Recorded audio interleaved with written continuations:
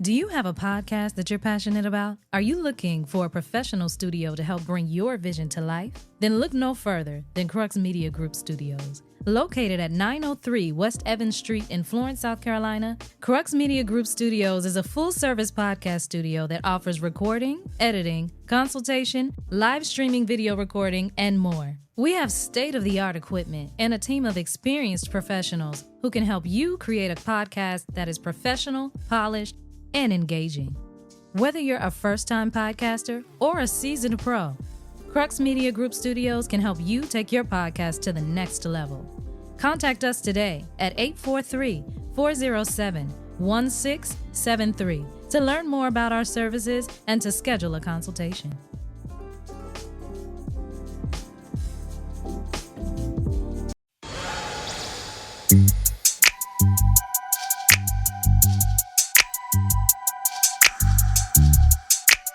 And welcome to the Relationship Status Podcast. I'm your boy Yusuf in the building. And remember, you can find us on all podcast platforms. Remember to like, share, follow, and 5-star rate. And if you want to join the conversation, make sure to email us, RELSTAT podcast @gmail.com. And don't forget the advice group. It's a private group. You can go in there. There's a lot of foolishness going on in there.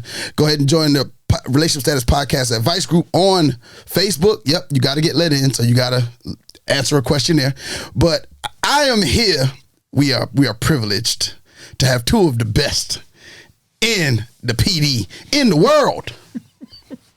We're going to get the one, then we're going to get to the other. First one over here, you've seen her before on the show. She is, we might as well say you're a host now. You're going to Kiki Banjo. How y'all doing? Yeah, she changes her name. We know how it go. When's the next change coming? I don't know. You don't might know? Be next month. Next month? Okay. We wait anticipating as usual. How's everything been? It's been okay. I'm here. I'm present. And accounted for? I'm counted for. I'm ready to talk my shit. Ready to talk. All right. And then over to our left, this is kind of a grandiose introduction. He is new to the CRUX Media podcast family as of today. Yeah, Mr. Antoine Lyon. How you doing, sir? Man, I'm happy to be here. I'm happy to be happy to have you, team, bro. Man, happy to have you on the team. Like, and it's just like a great. I don't like to call it a team. I like to call it a family. Right. So it's great to have you a part of the family. We always encouraging each other. We always kind of on each other's posts and helping each other out. So definitely glad to have you in the mix. Give us name of your podcast and what can people expect from your show? So Philosophy Talk Show, we're big on introspection. Like, we want to know what people are thinking, why they think them that way, on different subjects. I feel like intellect is a thing that's missing. Mm-hmm. Oh. And that's something that I enjoy.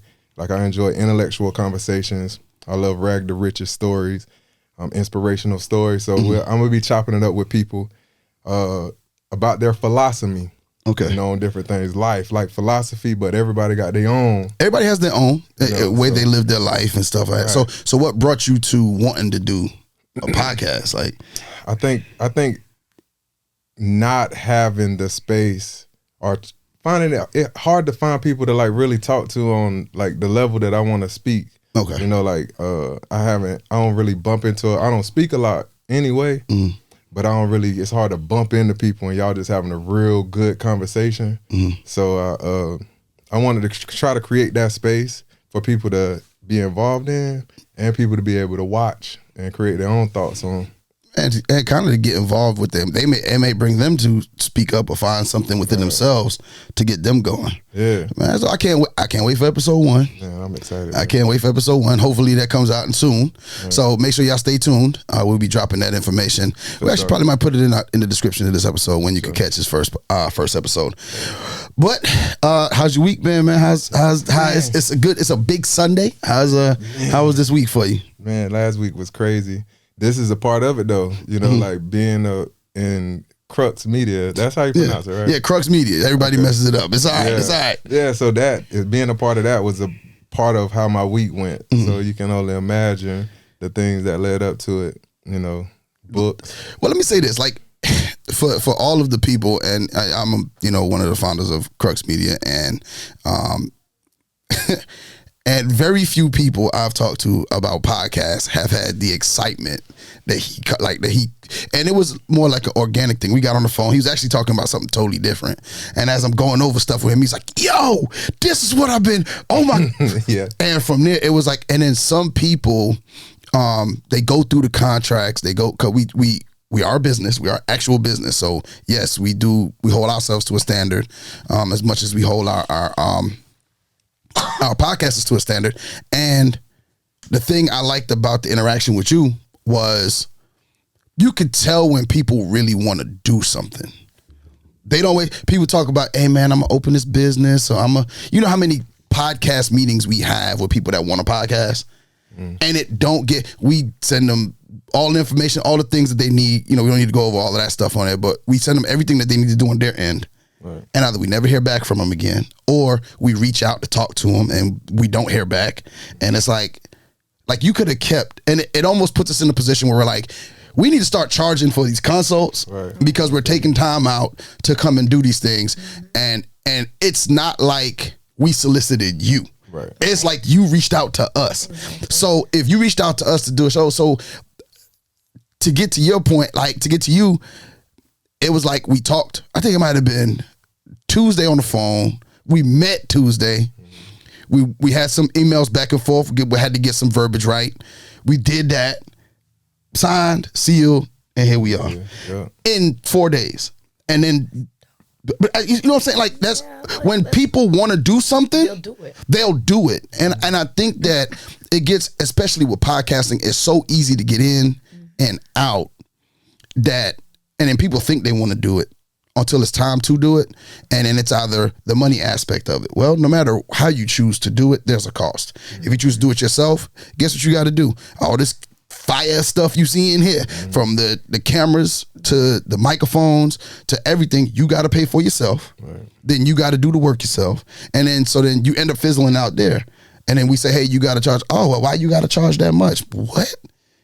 Like, we're providing a service. And so I just think that some of the mentality when it comes to podcasting is, I want to do it until I got to do it. And so for you to have the level of excitement you had, and then just for the action to happen so quickly, it shows I want to work with people that want to do that. You know what I'm saying? And right now on our network, we have are people that move in that sense. And I think that that's good when you have a lot of like-minded people, a lot of like-minded podcasters. It helps to move your business a whole lot further. Because I'd rather have a minimal amount of good people than a whole bunch of mediocre people, because then your turnover is so crazy of people that's in and out. So, man, thank you for being on. And so you say you're also an author. You got a kids book. Let me see that thing here. This is dope. Yeah, man. Hey, that's cool. Yeah. Out of Acorn, I am a mighty oak. Out the Acorn, I am a mighty oak. So what is this about here? So it's a children's book, ages. Number one, I am a independently published author. So that's a credential that it took me 2 years to get. Here's the thing. We need to talk after this about that. All right. We need to talk about that. I got you, bro. I got you. Because we actually have an author on our network.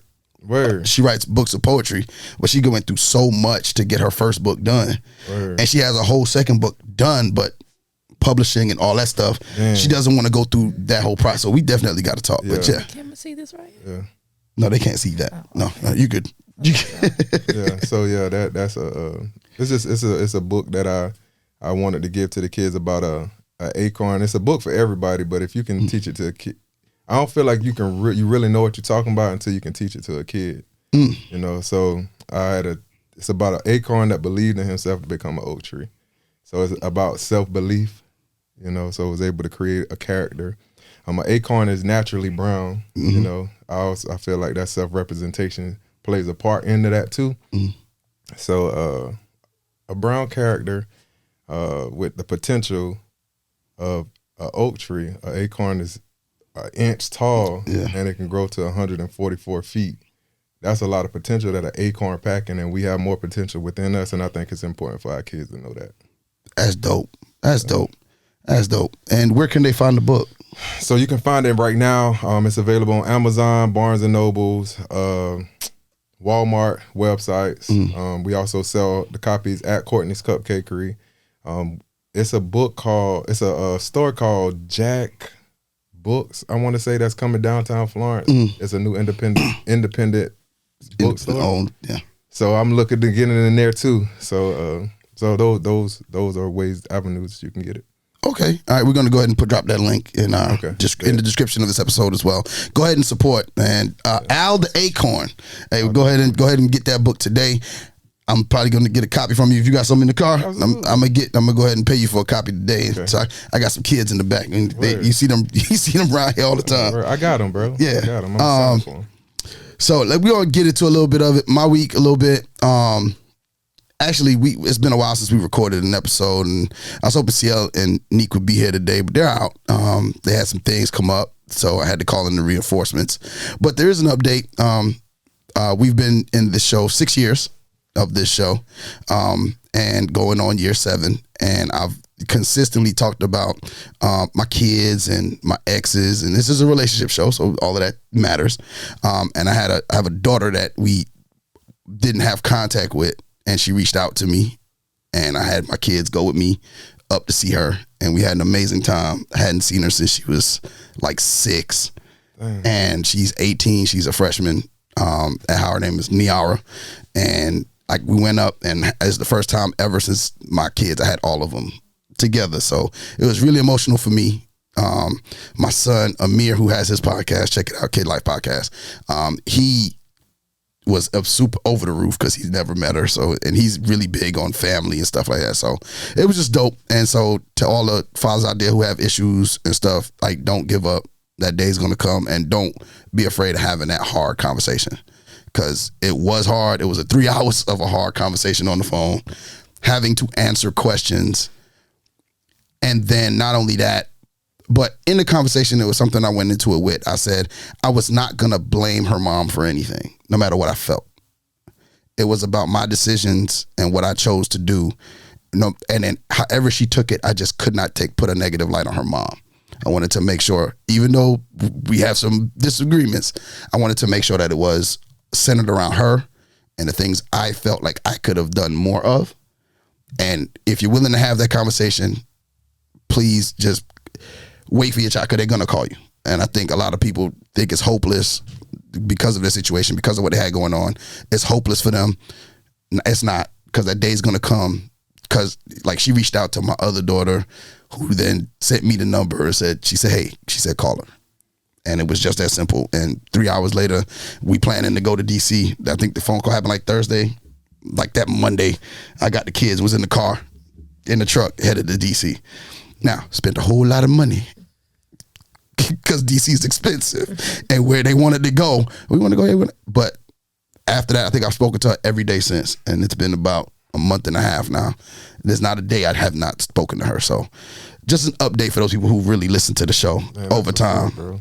That's amazing, bro. For real. So just don't give up, fathers, or even moms. If you don't have custody, if you haven't seen your child or whatever, don't give up. Just keep. I know they say hope is a drug, but keep that, because you don't want to give up and then it happens and you're not prepared for the moment. And I felt like I was extremely prepared for the moment to happen. So she's even talking about coming to visit. Like it's been a whirlwind of stuff in like a month. It's almost like trying to catch up, 14 years in a short period of time.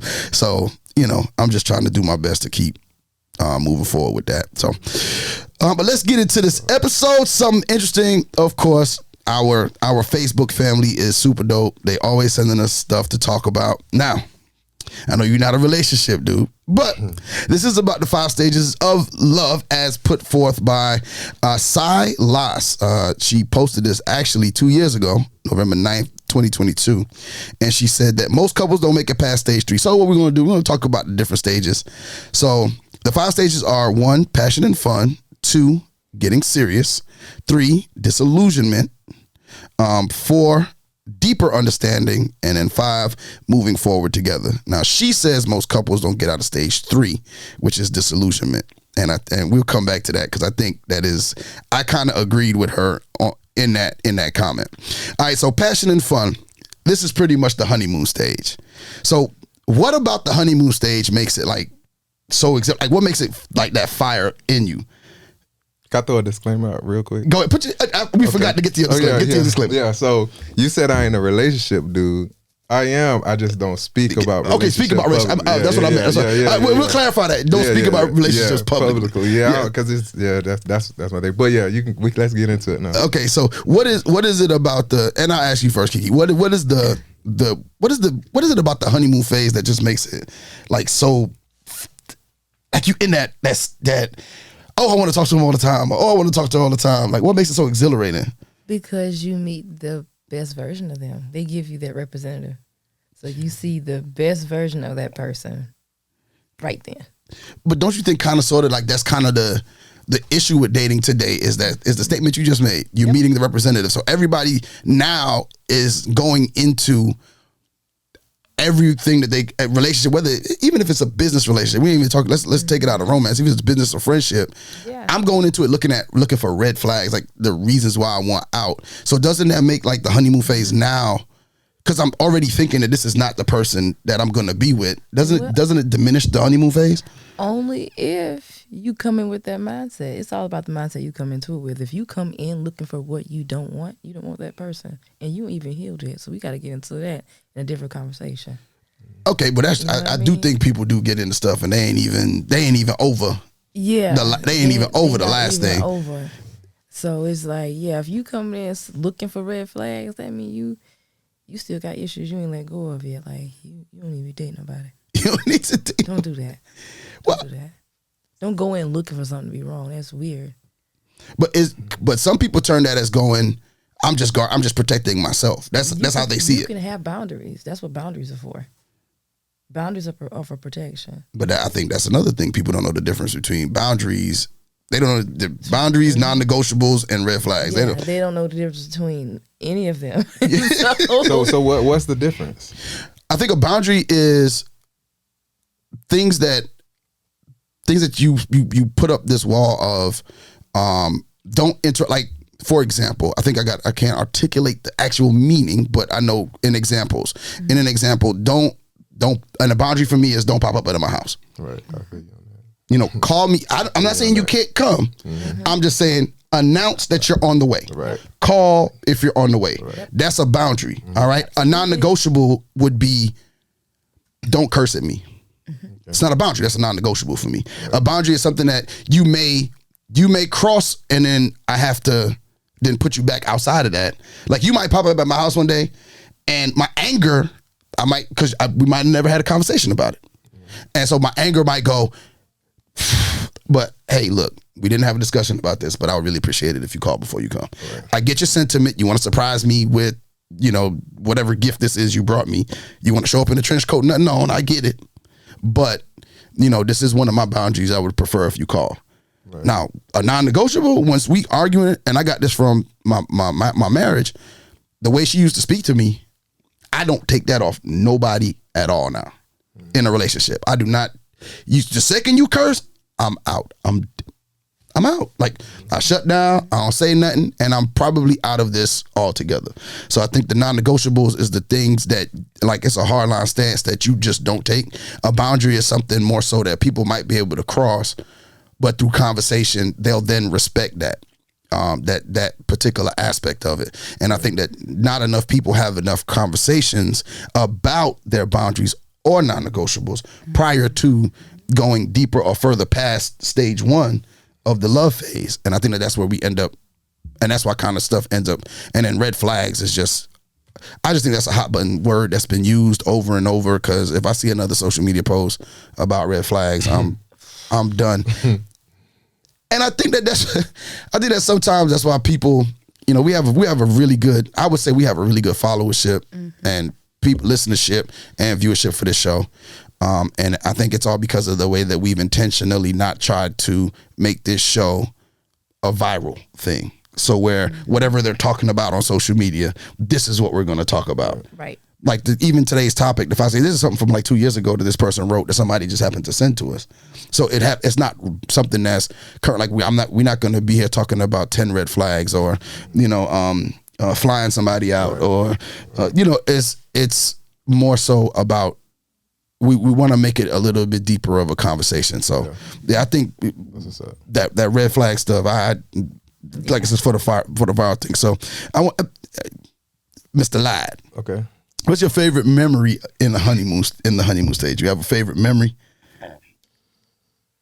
Let me see. My favorite memory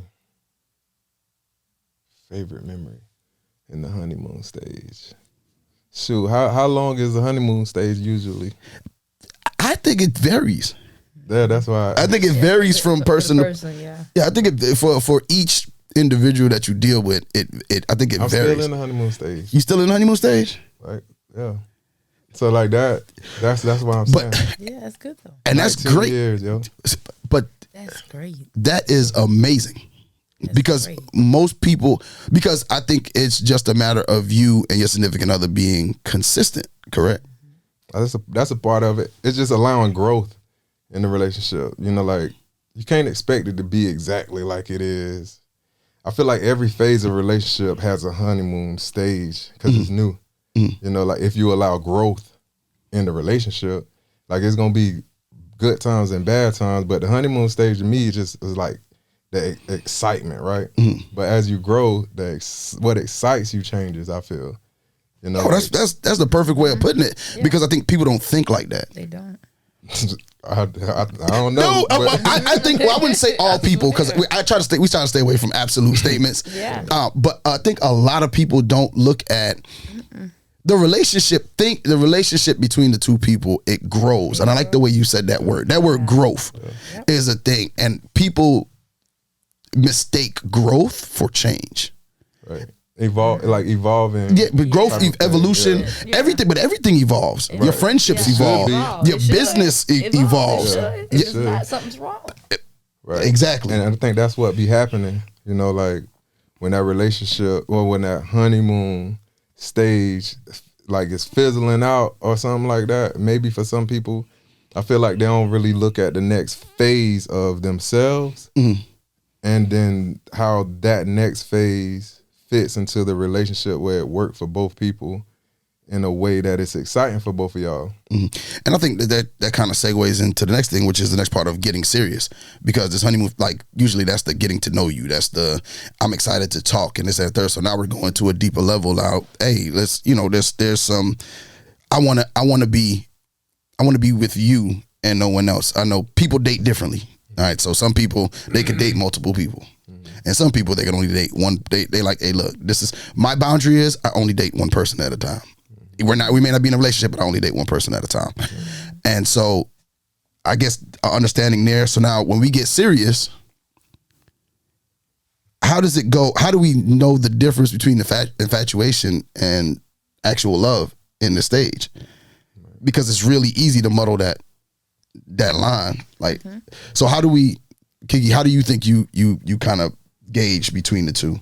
Or what's the best way to gauge between the two? The best way to gauge is really with conversation. Like, I feel like this is getting serious. You start that off with a conversation. You don't just assume just because you feel that way that the other party's feeling that way. And that's where you get that little imbalance and we got ourselves questioning. So it starts with a conversation. I think this is getting further. Like, what we doing? Don't be weird. Because that is a thing. Like, I would say, as a guy, at times, that's one of the conversations I don't be ready for. Is what we doing? Yeah. Like, hold on now. Like, I thought we established what we was doing. But what happened to where we were? Because like some people, they be like, hey, look, I don't want a relationship. I just want to have a good time. Right. And then, okay, good, let's have a good time. And then after a couple of months, good time turns to what are we doing? Wait, hold on. I thought good time was what we were doing. And that's why I think it all has to be a conversation. Like, it has to be.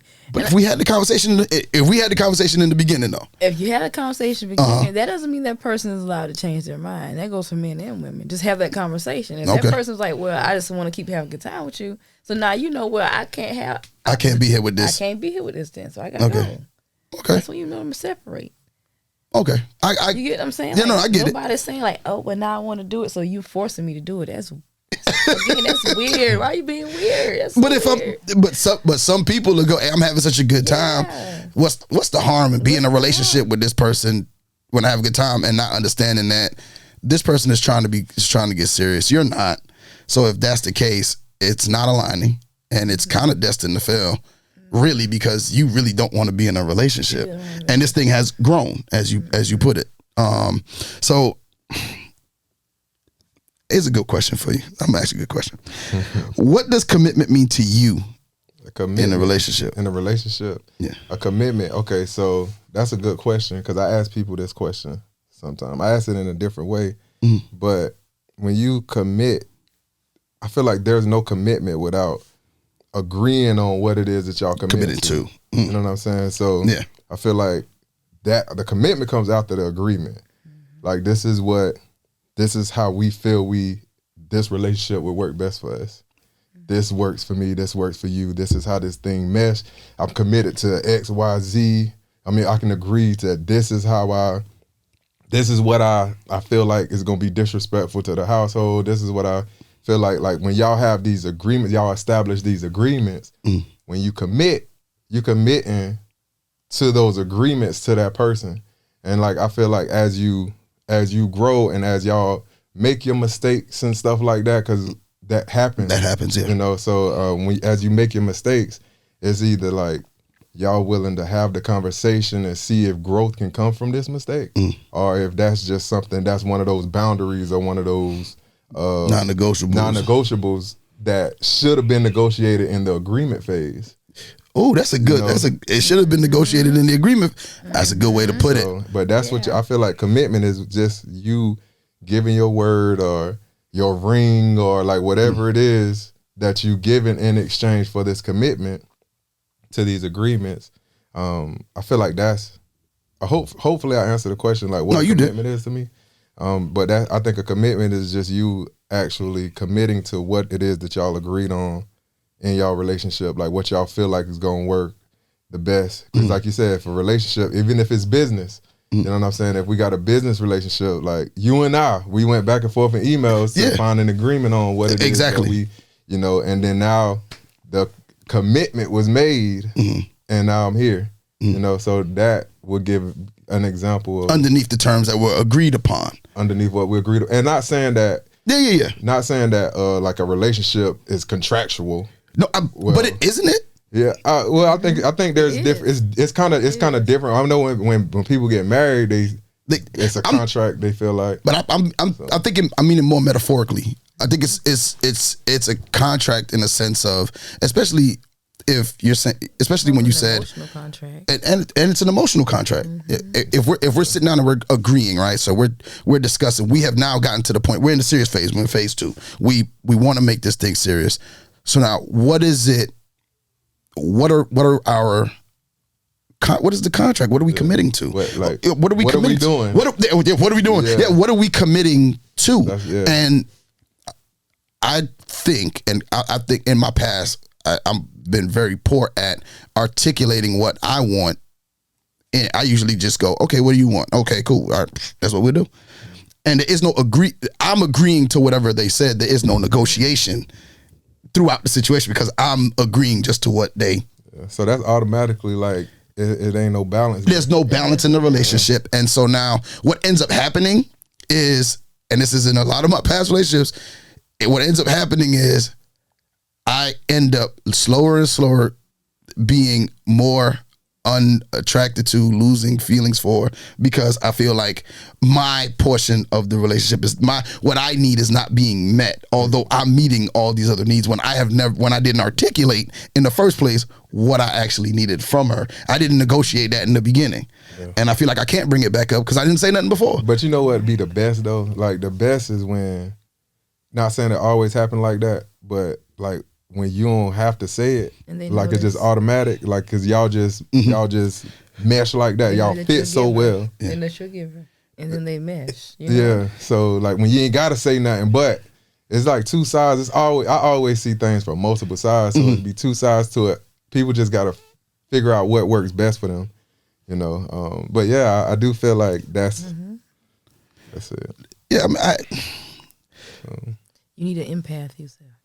Huh? You need an empath, Yoshi. I need an empath? You need an empath. What do you mean? I don't think I need an empath. I think you need an empath. Huh? Because if you tend to do that and like neglect yourself. You need somebody that can pick up on that. You get what I'm saying, though?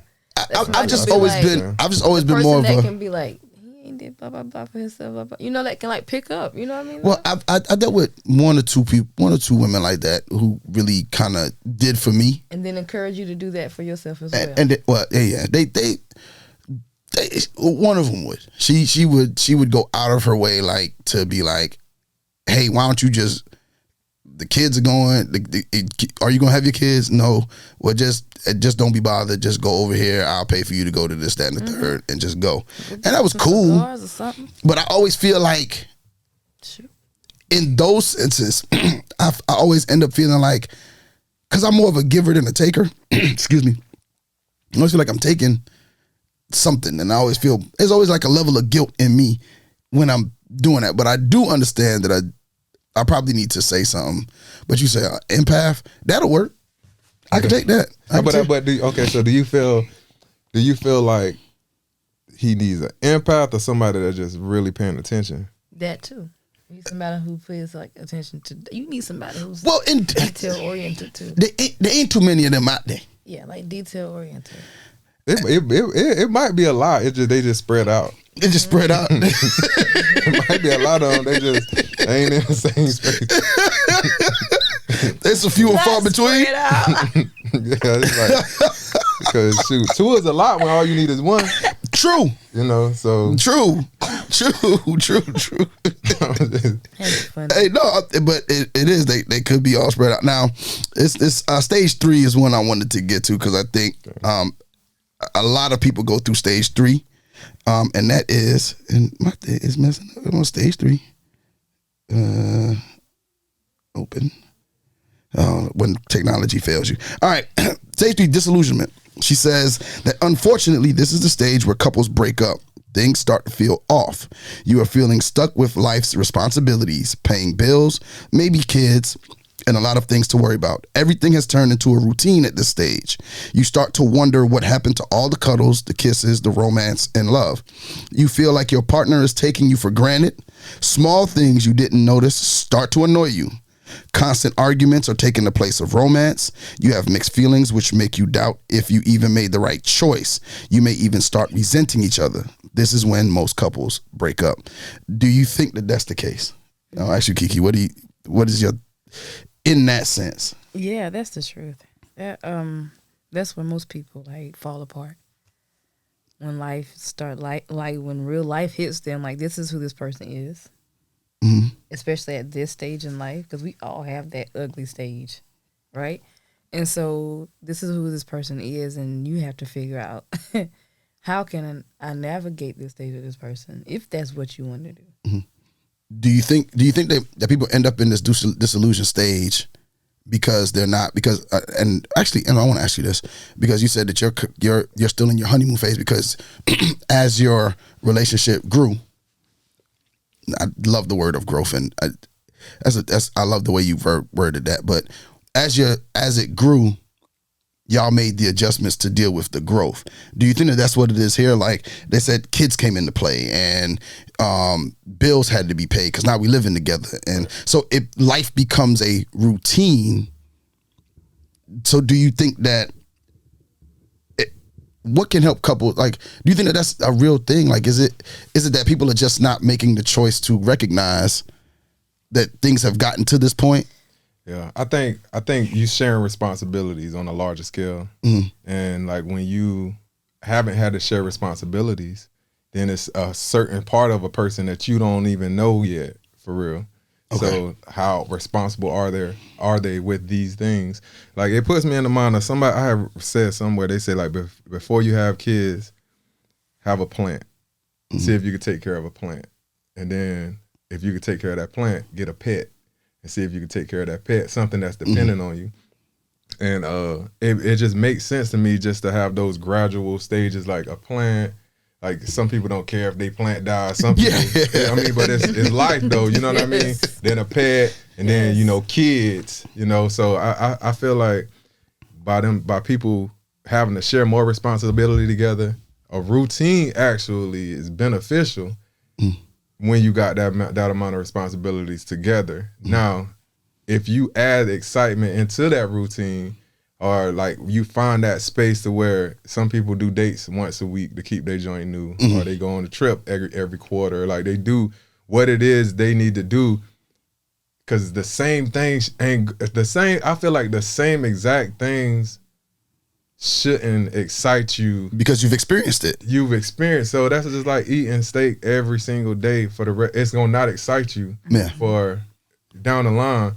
But you might like something else though. You know what I'm saying? So you might like this new experience that y'all haven't experienced instead of looking for the same exact thing in the beginning, because y'all two different people. But that's the point that I thought you said earlier that made a whole lot of sense. We don't realize, not societally, I don't think we recognize that we change all the time, and the people that we deal with, well, not change, evolve. Yeah. And so with the evolution of us of self, right, the same thing happens in the relationship. The relationship evolves and it changes, and it. So I just don't. Why is it so? What is a telltale sign you think, Kiki? What should people look out for? So that when it's like that, like so they don't end up in that. How could they address the problems? How could they recognize the problem in this particular stage so that they don't break up? And I know counseling is the number one thing people say, but that's a given. So we're not going to say that. What are some things that I guess we could do? If we're in this relationship and it's been 2 years and we're living together and we've gotten to this mundane state, how should that conversation go? How do we address it? How do we address it as a whole? Yeah, I like an opportunity to answer that. Yeah. After. Okay. Oh. Yeah, you start off with clear communication. Like somebody has to be attentive. Attentive enough to know there's been a lack in communication, because that's usually the first thing that starts to falter is the lack of your needs. Because your needs start to change, and you've been doing this one thing for a very long time, right? And your needs start to change. You almost feel obligated not to change them because you've been doing this with this person for so long, And that's when I think the communication starts to falter. When you feel like, I feel obligated to doing this one thing, but I don't need that. It's not working for me anymore. And now I feel obligated, and I don't know what to do. So now I'm feeling away. You get what I'm saying? I'm feeling away, and I'm starting to resent my partner for whatever reason, because I didn't communicate what I needed. And of course you said counseling, but I feel like there are other ways to do it. You can reconnect like every 2 weeks. Just try to go on a date. So every 2 months, have a sit down, talk about what you need. Have a check-in, so to speak. Have a check-in. Okay. What you wanted to chime in there? Yeah, she kind of hit it. Like I feel like communicating your feelings. Like people be straying away from actually communicating their feelings at that point, and then yeah. So I feel like that's an issue. Being able to effectively communicate your feelings, because sometimes you can wait too late. Been feeling it so long that you implode and then you explode. So I feel like being able to communicate or building a relationship the way y'all feel comfortable, knowing what's on each other's minds, and keeping people out of your relationship. Like I feel like that'd be the biggest. Wait, what is that? With the advent, with the blow up of social media, I gotta have people in my relationship. That's false. No, that's not the like, isn't that? I don't believe that. I'm speaking. Look at how many, and it irks my nerves. Like, I was dating somebody one time, and I said after my last relationship, until I'm married, I'm not posting nothing.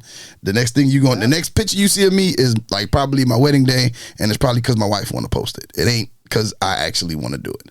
I'll post other nonsense all day, every day. But I try to keep my relationships and the people I deal with very close. Right. And it's one person I was dating one time. Was it you hiding me? Yeah. That's usually a thing that people would say. No, how you've met my friends.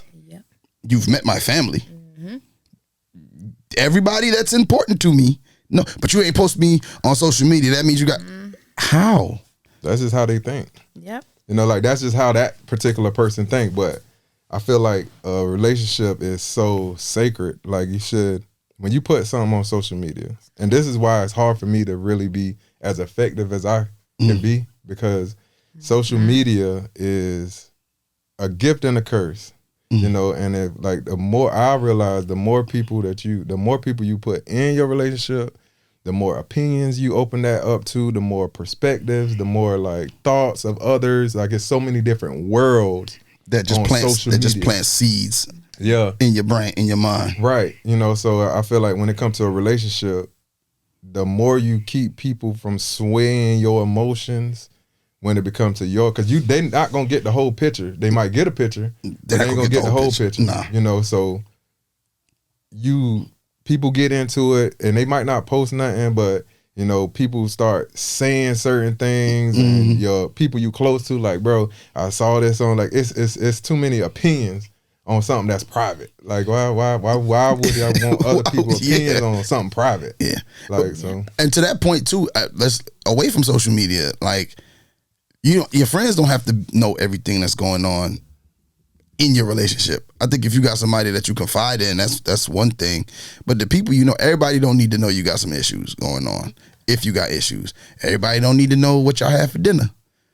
You know, I think that sometimes people, I remember my ex-wife would say, hey, let's go to my mom and dad. We're having this issue. I want to get my mom and dad's thoughts on it. I'd be like, no, their relationship is not ours. What's making them work, because I see a lot of stuff over there I don't like. What's making them work is not going to work for me. Yeah, y'all got your own fingerprint. Yeah, and so I think I went to, when my marriage was really about to fall apart, I went to my friend, a really close friend of mine. He's married, been married. Now he's been married about 20-something years, 22 years. Got married 2000, like 4 or 5, something like that. So about 20 years they coming up on. And I went to him at the time and I was like, hey, man, this is my problem. And he stopped me. He said, I'm going to give you the same advice my daddy gave me. He said, your marriage ain't mine. Whatever I give you, going to be from my perspective of what works with my wife. Yeah. Your wife is not my wife. And he said, I suggest y'all just go and talk and figure out if y'all can talk this out. And if you need to go to counseling, go ahead to counseling.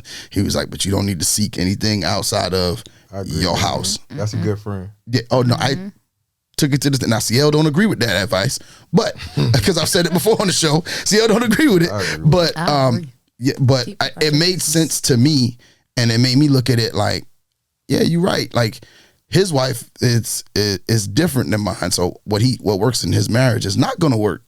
So any advice he gives me is going to be from his perspective, which is different than my situation altogether. So I don't think I've ever, and this might be, I don't know if it's a red flag for people. I don't think I've ever made it out of the disillusionment stage.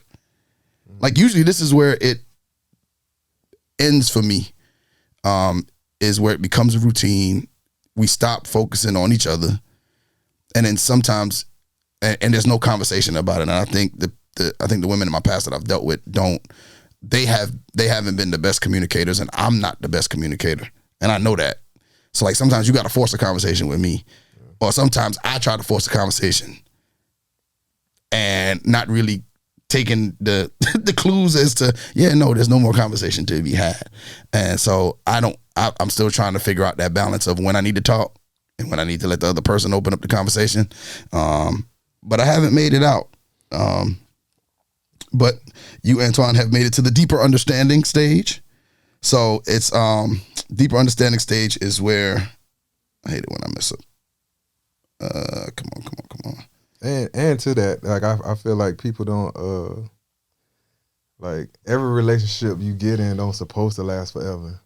I feel like I feel like it's hard to, like, sometimes people feel like you ain't gonna know if that person ain't good for you till you reach some of them stages. Yeah. You know, they might be good at these stages, these first 2 or these first 3, but y'all just ain't that, they not growing with you, or you got to this stage faster than them, you know what I mean? So I feel like it's so much that goes into relationships. That's why it's always like I see so many different perspectives on it that it's hard for me to talk about. You know, yeah, I get it, and I just, but and then it's so much of a lot of people's, like, a lot of these things with all social media, because that's where it comes from. A lot of it is these people are literally trying to say something to get people to watch so that they can, because you get enough views, you get enough likes, you start to get paid off of it. Right. And I get it. And that's cool. But that doesn't mean that you, as a person, as I'm watching, it's entertaining to me. It's entertainment, which is what it's meant to be. It's not meant to be taken as law, I don't think. So when people go all up in arms and they be going after each other in the comments, I'll be like, you gotta do that. And man, we don't belong to each other. And if anything teaches us that, it should be death. We don't belong to each other at all, okay? So you might have a person for a month. You might have somebody for a year. You might have them 5 years. And it's okay. It should always be an open door. You know? We don't belong to each other in any sense. We can't hold on to people. That's not what we're here for. And some people do get, I think people get stuck in that too. Like the biggest thing is, what is one of those sayings? I don't put all my time in this. And so they want to stay because they've invested time. Well, it's yours to invest. Yeah. So whose fault is that? It's yours if you stay. It was a bad investment. It was a bad investment. And in business, sometimes you got to know when to pull out. You got to know when to, Hey, let me get my. Let me get out of here. Claim my time. 5 years, 10 years, whatever the time is that you realize it's time to go. Yeah, you had to wake up and realize that. Yeah, it's up to you. It wasn't on them to say, hey, this is what's going on. Yeah, well. It's up to you. They say if you make it past stage 3, consider yourself safe and stable in your relationship and in it for the long term. You begin to see each other for who you really are. You gain a deeper understanding of who your partner's problems and insecurities. You acknowledge they have needs, wishes, wants, and insecurities, just like you do. You get better at expressing your needs and desires, and you are more willing to face problems together and work on them. Now you understand true love. You understand that a meaningful and long-lasting relationship is about acceptance, understanding, and compassion. Any disagreement there? No. I like the acceptance, understanding, and compassion. I think that's very important ingredients to a healthy so relationship. Important in relationships, though. Well, I think that isn't that at any stage though. Yes. But it's usually the disillusionment stage that we lose it. Usually disillusionment stage. So you think we have it up until that point? Think you have like compassion for that person until they hit that disillusionment stage, and you tend to lose it after that. A relationship I had, I remember we started out, everything, honeymoon phase was great. And she was making an exorbitant amount of money. And I'm a teacher, so I was making whatever amount of money. And so the relationship progressed. 2 years down the line, she ends up losing that job because of some stuff she did, and then never went back. I just never saw her fight to get back to trying to work.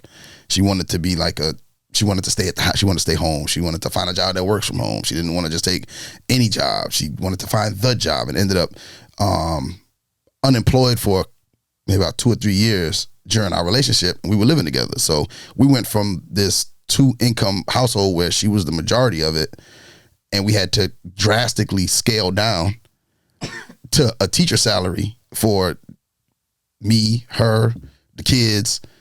And it ended up weighing on me, and because that's what I say in the disillusionment. I was like, then all the little stuff about her just started to bother me.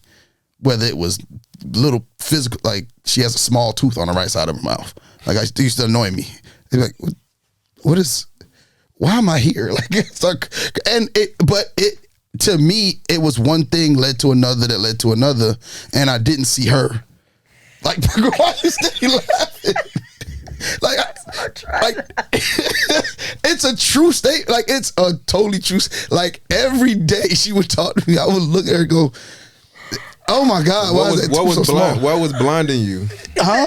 What was blinding you? Like, why were you blinded? Like, why did that start to bother you so much? I think it just because I think it was everything else. Because I'm attracted to women who are really driven and really hustle and grind and stuff like that. I'm attracted to busy women, like women who they're after it, getting their own, not necessarily because they don't need me or because I don't want to do, but it's more so that's the same mindset that I kind of have. I'm always moving on, and I'm always grinding. I'm always trying to do something. Right. And so a woman like that can understand me as a person. Right. and the way I carry myself in a relationship, because they can understand that. And I could not, what was bothering me was her lack of work ethic. Right. And so once that happened, it was one thing and I think that particular physical attribute was just the symbol of my disdain. Something so minute and so small could annoy me on a level. And it wasn't about, because she was a beautiful individual, beautiful lady, but it's just that one thing was magnified because of these other because of the other glaring that big glaring disparity was you want us to do all these things, you want us to do these things your friends are doing, but you're not helping by, like, you know, we got these kids. I think it was my two boys, she had a son, and that she came to the relationship with, and then I adopted a kid prior to getting in the relationship. And when I adopted Chris, he was like 15. So, you know, going through all of that. So now we got 4 kids in this house and you not work. So like I said, that one thing just became the symbol for me. And I think I did a lot of not communicating. And so now, then it gave me more excuse to be out the house, which annoyed her, because now she's in the house with all the kids, but I'm like, nah, I got to go work. Blaze called me and be like, hey, Yosh, I need you to come. I got an event out here in Florence. I need you to come work the door. Okay. I need you to come for the whole weekend. Okay. So now I'm not home with the kids. So that kind of blew her resentment up in me, because now I'm not there. But it was like, which came first, the chicken or the egg? And stuff just started to annoy me. And so then we ended up breaking up, of course, but it was destined to go there. And like I said, it was that disillusionment stage that just kind of, it put us in that place. Hopefully she don't see this and be like, oh, that's how you really feel? We've had that discussion on this show. There's an episode, I'm put the link in there's an episode, me and her was on the show. What? It was just me and her. Dang. We did an episode where we talked about our relationship, the breakdown of it. Y'all go deep. What happened, and me and her, it was just me and her on the episode.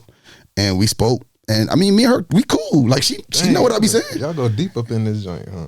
Yeah, I'm gonna put a link to the episode if y'all want to hear that episode. Because the show's been going on for like 5-6 years now. That's crazy. And that's what's up, bro. There was, when we started, was literally this show started at the end of my relationship with her. So she was on the show she's been on the show as somebody who was with me at the early, and then we did a show, I think it might have been last year, where we just talked about the breakup and how it happened and stuff like that. And that's what's up, man. And so people was like, somebody hit me up, was like, y'all cool. I'm like, nah, I just think when people take accountability for whatever happens in the relationship, both parties can move on. Yeah, that's real talk. Without issue. Yes. So for us to be able to sit there and have a conversation, as hurt as she was and as hurt as I was by us breaking up, and as hurt as our kids were about us breaking up, for us to be able to sit there and have a conversation and have a deep, meaningful, like, just conversation about it on air. On air. That's the thing. You know what I'm saying? Different. And so but left out of there, hugs. Hey, have a safe ride back today. You know what I'm saying? It was, but that's because I think not only I've evolved a lot more, because there's been a stage where if you was out, I'm out. We ain't got nothing to talk about. But I felt like people could get something out of us having that conversation, even if it's just, hey, you know what? You can have a conversation with your ex, especially if you have kids together. Right. Because you can't you're linked for life. So you can either have conversations with this person, tough conversations. Maybe it's some stuff and some resentment that y'all are holding on to because y'all just haven't discussed it, because you just haven't talked about it. So talk about it. Get it out there, get it in there, and you don't need no counselor to talk about nothing. The counselor's there to help you come up with strategies to help you get past it. But there ain't nothing to having a conversation with somebody, and you ain't got to cuss. You ain't got to, your voice might become elevated at times because it was a hurtful thing for you. But for the most part, why can't we discuss it and give the both of us closure? Because I think one thing that annoys me sometimes about people is, somebody said, and people, a lot of people believe this. They don't owe anybody any closure, which might be true, but it would be nice. I just think it would be nice if you were to offer some form of closure to the person, because sometimes a reason why somebody repeats behavior is because they don't know that the behavior they're doing is wrong. They may simply say, "Hey, this is who I am." You know, right. I don't know why all these women don't talk to me anymore. Well, that's because nobody has said, "Hey, you know what? This is over." But you know, these are the things you did that kind of got me to that point. Mm-hmm. And that's why I think there's you don't owe anybody anything, but it would be nice. I think it would be courteous. It would be nice if that was the case. And so for me and her to have that conversation and for us to hash that out, she was able to get some, and mind you, we did it on air, but we had talked prior to. Right. So that wasn't anything. We just repeated a conversation we already had. Right. But it was through that conversation that I was able to see, okay, well, these are the things I need to change about myself, because she gave me her reasons for the deterioration of our relationship, what she thought were those reasons. And then I was able to give her what I thought was those reasons. And I think it was able to give us allow us both to move on without holding on to bad behavior that didn't work the first time around. And that's why I said I had like that acceptance, understanding, and compassion, because one of the things that we brought up multiple times was communication. Yeah. But I feel like a part of communication, under that umbrella of communication, is understanding, because we could communicate, but if I'm sitting and trying to communicate with somebody that just choosing not to understand what I'm saying, like the communication is out the window, you know, and communication, not just words, like it's body language too. Exactly. You know, so verbal and nonverbal. Right. So all of that falls into communication to me. So that understanding is probably one of the most important things, I feel like. You gotta ask, like, I know you heard what I said, but like, what did you hear? What did you get from that? Right. Oh, and you know what? That's what did you get from that? Like, I know you heard what I said, but what did you take from that? Like, okay, like, what did you get from that? What did you hear me say? Yeah. What are your takeaways? Yeah, like, what did you get from that? Like, seriously, like, I said blah blah blah, but what did you hear me say? That's weird. Because sometimes you'll say something, you're like, but I never said that. And you're like, well, I felt like, see, no. That wasn't it. That wasn't it. But to that point, we had one episode we had a communication. This person is a communication expert. Dang. And he's based out of Canada, and what he does is he helps companies hire him. Companies, and he even has couples that come to him to help with their communication. And he said, me and Nique were going back and forth on the show, because me and her always go back and forth. And he stopped it. He said, okay, Nique. He said, Yusuf, what did you say? And I said, well, I repeated what I said. I can't remember what I said. And he said, Nique, well, what did you hear? And then Nique said something that was not like what I said. And he said, that's the problem in communication. Sometimes you have to stop and ask the person, okay, you're upset. So what did you actually hear me say? What did you hear? What I said, because then there is that disconnect between what I say and what a person hears, because tone or whatever, like body language, all that stuff can determine how a person sees or views or hears. Or even what they feeling. They mad. They ain't hearing nothing. They hearing exactly what you're saying. You know what I'm saying? They just listen to reply. How they feeling. How they feeling is what they're going to determine what they hear too. So it's so many.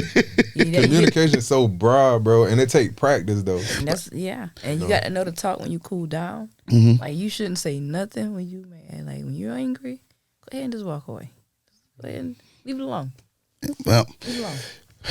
Thank y'all for being on. Y'all have done an amazing job. I gotta have y'all back. Gotta have you back for sure. Yeah, I'm up in here, bro. I'm up in here, man. All right, tell people how they can find you. You can find me. I ain't hard to find. Fruitious Thinking. Fruitious_thinking on Instagram. Antoine Lied on Facebook. I don't do a whole lot of social media. I'm usually like putting something out there, promoting something. But if you wanted to contact me anyway, you can find me on those two links right now. Okay. What about you? How can they find you in the trap? It's going down. You can find me on Facebook at Kiki Banjo. Don't follow me anywhere else. I'm only on Twitter doing, you know what I'm doing. Foolishness. Looking at stuff I ain't got no Business. business. All right. So you on X? You ain't on Twitter. You on X? Hey, Don't look for me, please. hey, you can find me on Instagram and Snapchat at The Ninth Wonder. You can find me on Facebook, Yoshi English, and on there's one more. Oh, you can find us on all podcast platforms, RELSTAT podcast. Until the next time, y'all, we're out. Peace.